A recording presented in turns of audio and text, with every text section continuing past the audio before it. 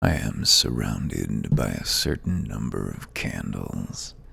And I'm glad that I brought you in as I opened that door. No, you're not running on automatic.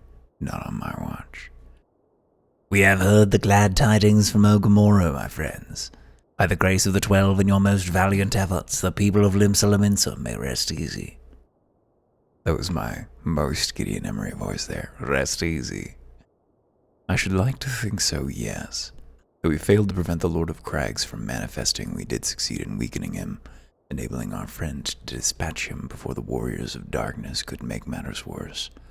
'Twas by no means an unmitigated success, but it will have to suffice. Then let us speak of another matter, one which weigheth heavy on my lady's mind. As thou didst request, I sought out the Garen oracles, that we might better understand the aims of the warriors of darkness. Though their copious use of allegory defieth any single interpretation, the oracles paint a most disturbing picture, one of worlds parallel to our own, apart yet linked, reduced to ruin with every umbral calamity.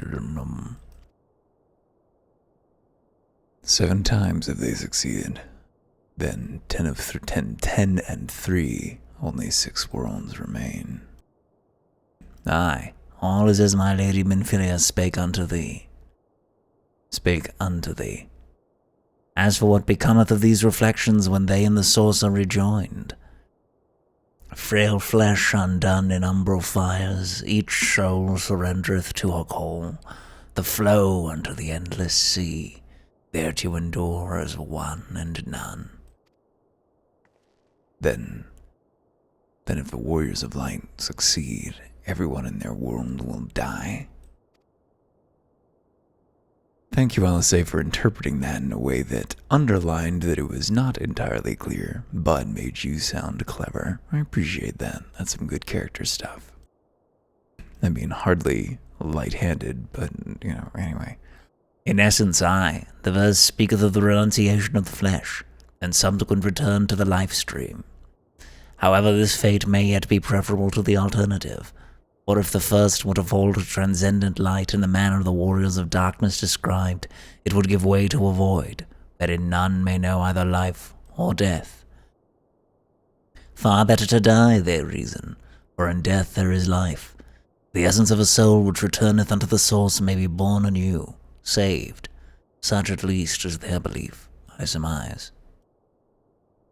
All those hours listening to laundry books finally paying off. If that is true, then, gods, no one should ever have to make such a choice. Yeah, that's heavy. Ere we speak further on the subject, I would share with thee another recent discovery. It would seem that several sizable shipments of crystals have been delivered into the hands of certain Alamegan parties. Alamegans? Strange. And you believe this to be the work of the same Ishgardian smugglers who supplied the beast tribes? I know beyond a shadow of a doubt. Unless thou wonder at their motive, I would remind you that the Askians did once attempt to bring about the summoning of Ralga. The individuals who took receipt of these shipments are refugees belonging to a group devoted to the cause of Alamegan liberation. It may also interest thee to know that their Ishgardian suppliers appear to be none other than remnants of Eileen Royal, right? I seem to remember it was Royal. Network of spies. The Ivy. Surely you jest. And yet it is not so surprising. Bereft of leadership and hunted by the Alliance, I can well imagine such villains being desperate enough to conspire with the Askians, assuming they even know or care who their new employers are. All of which is irrelevant. Forgive me. We must seek out the resistance group which received the crystals without delay. Erwin, Alice, will you come with me to Little Alamigo? I think this is where Papa Limo and Ida re-enter the story, and we're going to learn that either they were like, we were just going to summon a little primal. Yes, of course. I should like to hear what they have to say for themselves, firsthand. May you walk ever in the light of the crystal.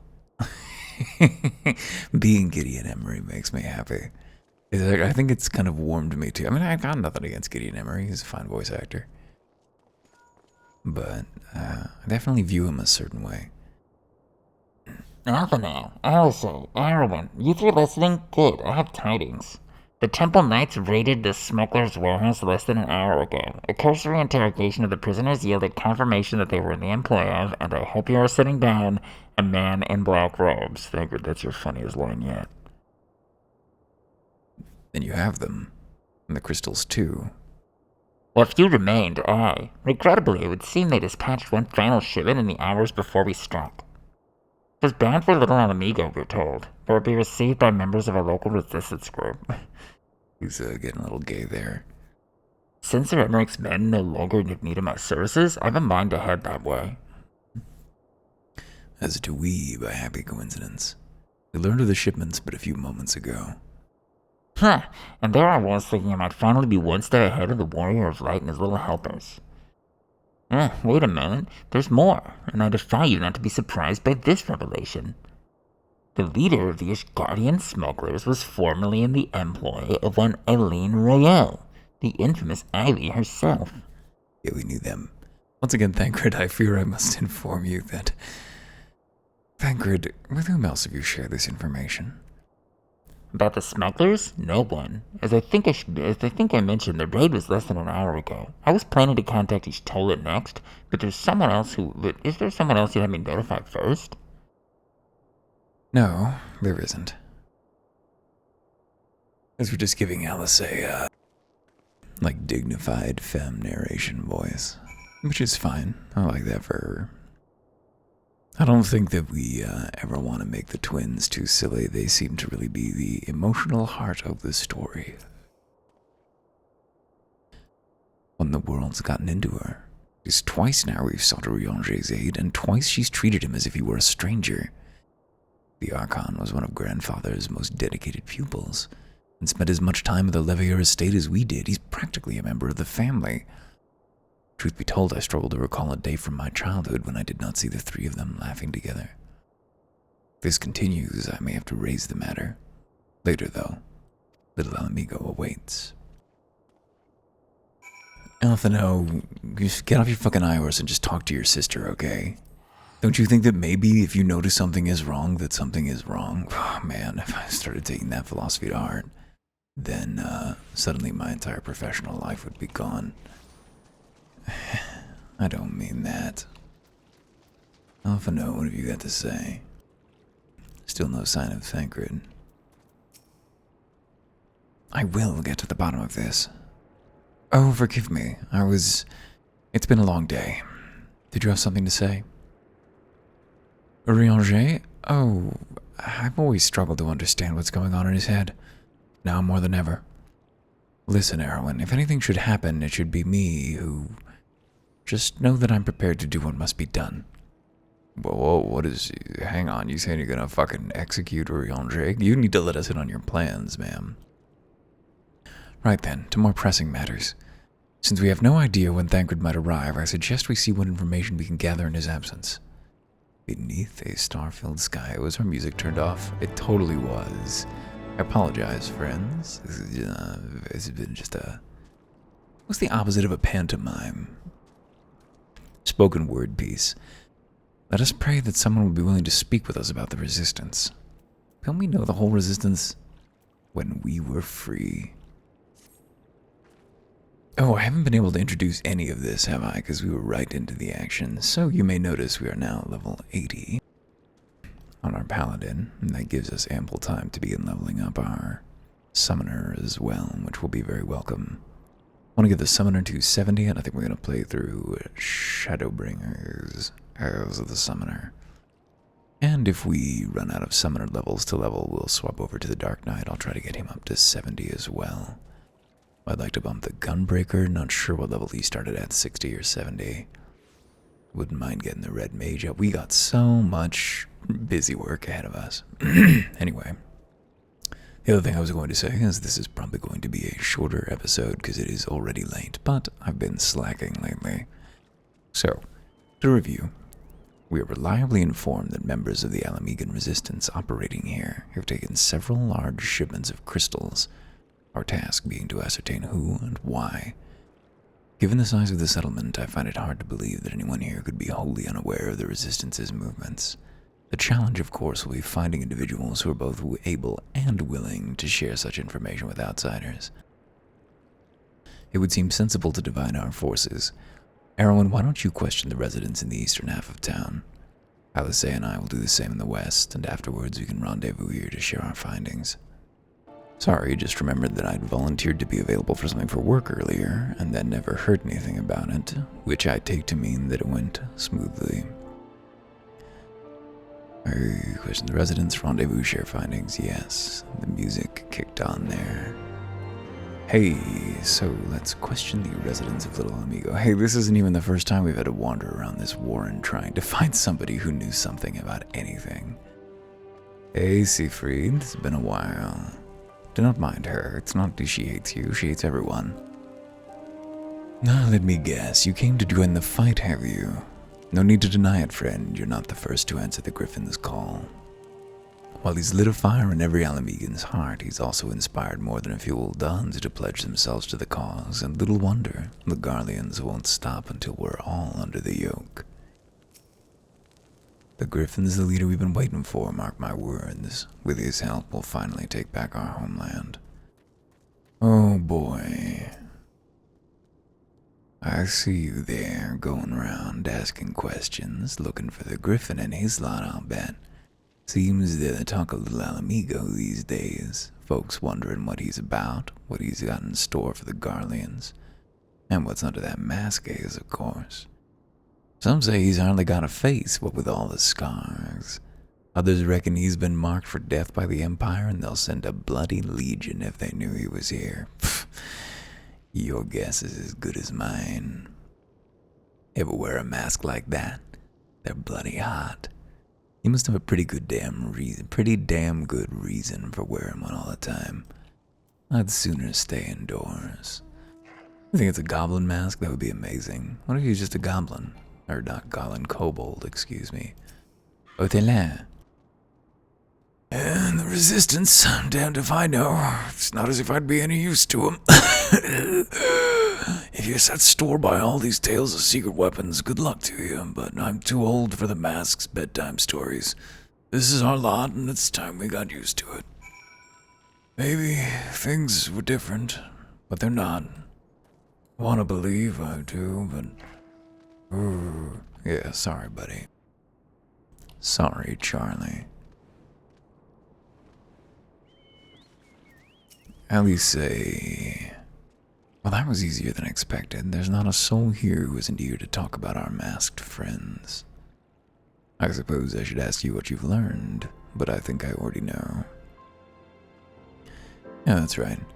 This Griffin seems to be the leader of a newly formed faction within the Resistance, the Masks.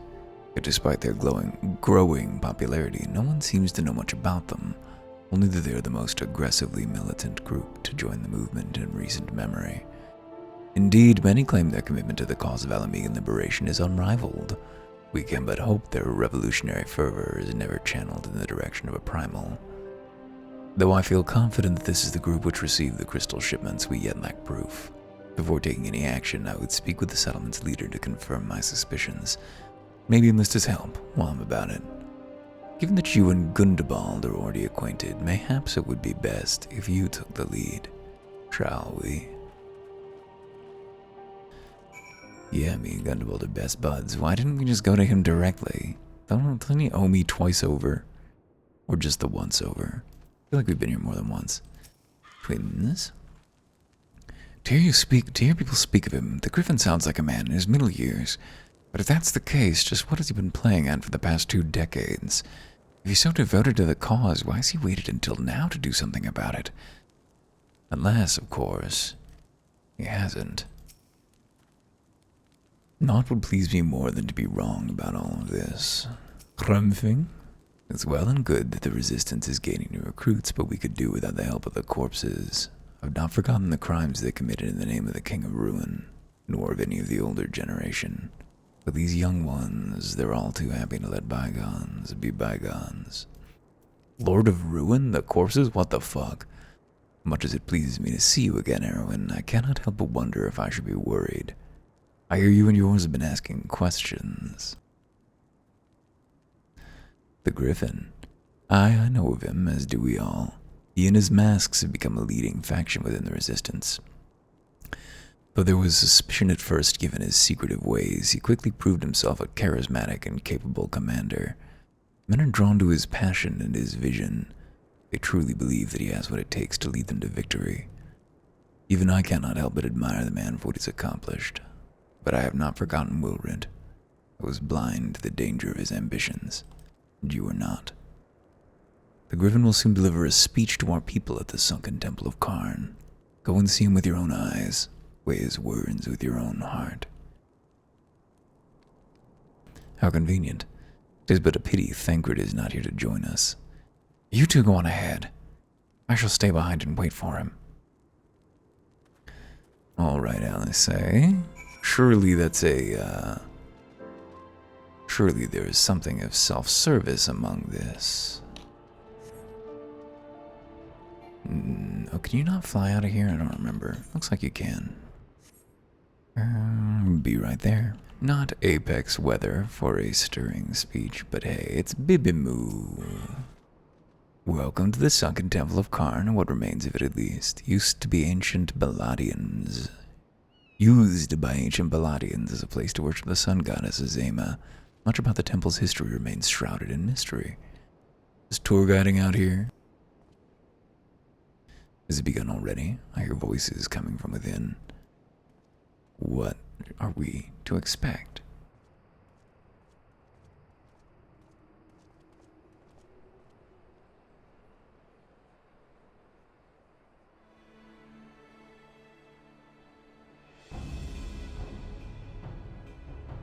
Brothers and sisters, 20 years ago, Alamigo, our home, was claimed by the Garlean Empire.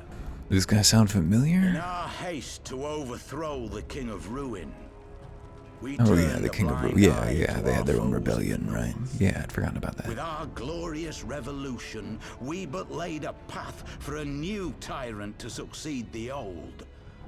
And when confronted with our failure, we fled.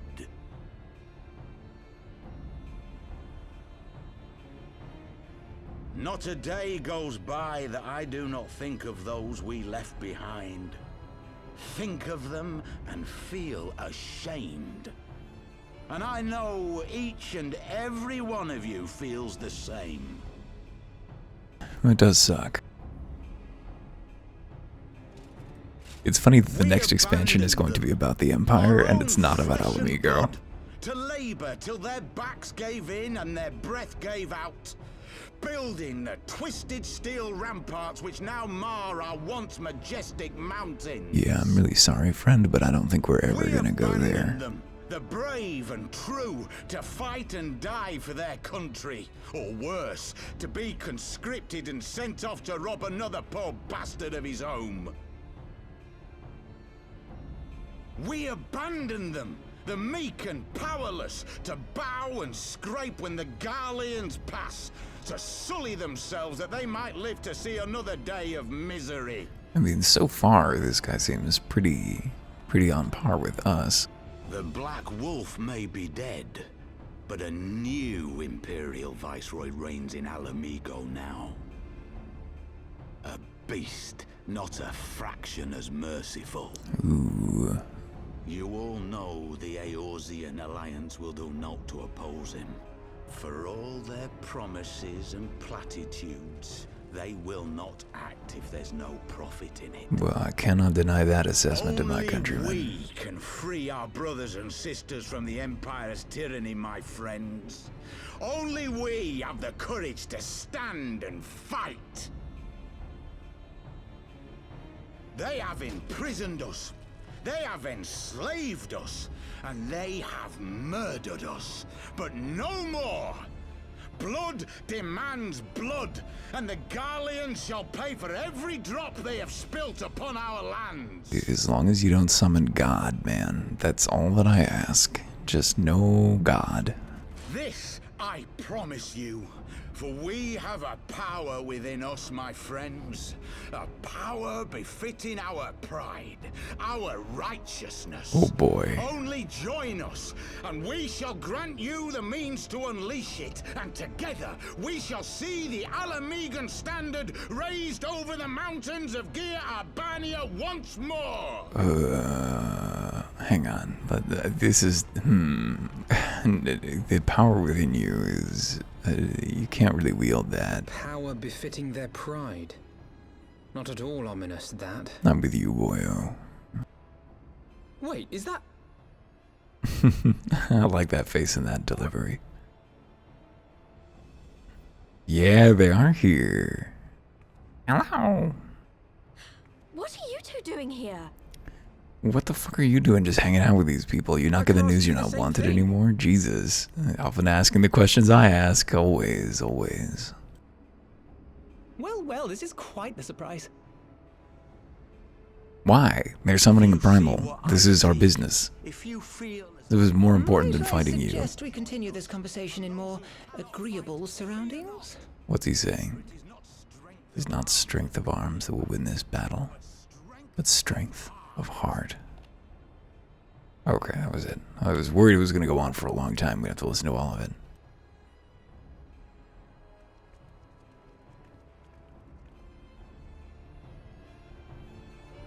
I paused the Old Republic retrospective on screen 2 on a good dynamical frame as a Jedi dual wields down a Trandoshan. It's very pleasing, not painfully bright. Of all the places to meet, it has to be Fate. Mayhap to use my imagination, but you seem rather more rugged and world-weary than when we last spoke. I've done so much questing, Papa Limero. You have no idea. You just don't know how it's been for me. Words cannot express how glad I am to see you both alive and well. And you, though it's pretty obvious you and Erwin will be fine. The Crystal Braves never had a realistic chance of capturing any of the Scions, divided as they were and distrusted by the better part of Eorzea. But if you truly believe that, forgive me, what exactly have you two been doing all this time? Repaying a favor. After the banquet, we had no choice but to flee or die, and we would not have been able to do so without the aid of some old friends from the Resistance. That's right, they smuggled us out of the city and sheltered us in Little Alamigo, all at great risk to themselves. Obviously, we couldn't let that go unacknowledged, so we offered to help them out with their operations for a while. When we learned of Sion's exoneration, that Lolorito had severed all ties with the Crystal Braves and that General Ramban had been reinstated, we resolved to make contact. But having long since discarded our link pearls as a precautionary measure, our options were rather limited. To make matters more complicated, we were embroiled in a delicate operation at the time, leaving me with little choice but to entrust the letter to a courier. I gather from your puzzled expressions, though, that you never received it. Don't you think we would have come down and looked for you, dude, if we had? To be honest, we thought this might happen. While the masks are happy to let the refugees spread the word within the community, they're pretty strict with communicating with outsiders. And we also heard a rumor that Griffin doesn't want us meddling in his affairs. The Griffin mistrusts the signs of the Seventh Dawn. Now, why would he do that? Curious. It is well known that we are no friends to Garlemald. One would think the man we saw beseeching all and sundry to join his cause would welcome our support. Fair enough. I should say that the man you saw was not in fact the Griffin, but an impersonator, and a talented rabble-rouser to boot.